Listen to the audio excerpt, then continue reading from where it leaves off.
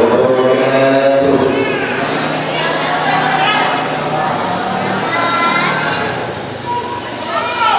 Jadi dengan semangat hari itu jauh sekali dari rumah Assalamualaikum warahmatullahi wabarakatuh.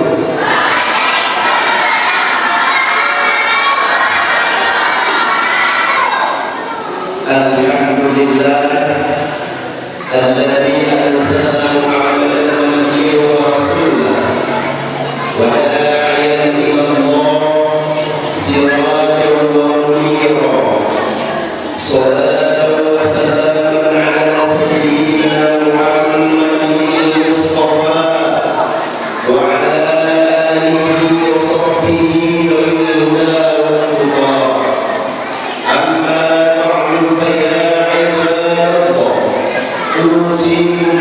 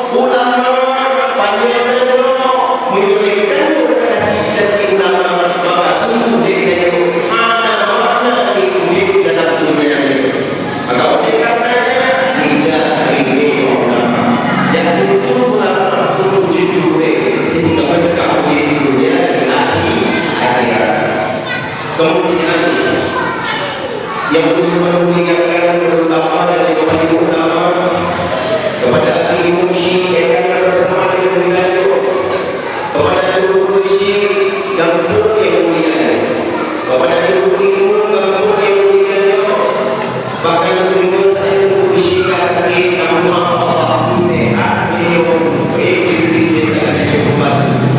Juga kepada kepada ulama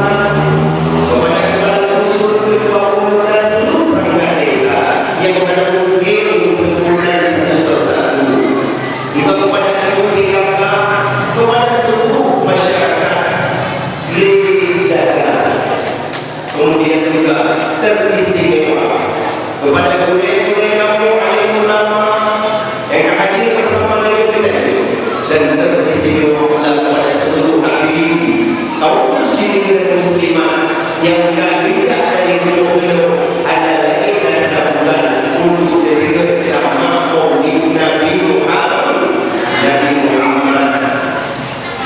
Ini kedua ayat yang dibawakan. Izinkan sejenak berhubungan dengan kisah hal-hal yang bermanfaat yang akan kita bahas, karena kita sama-sama mempringati Maulid Nabi Muhammad. Baik, kembali kepada Maulid ini yang dulu.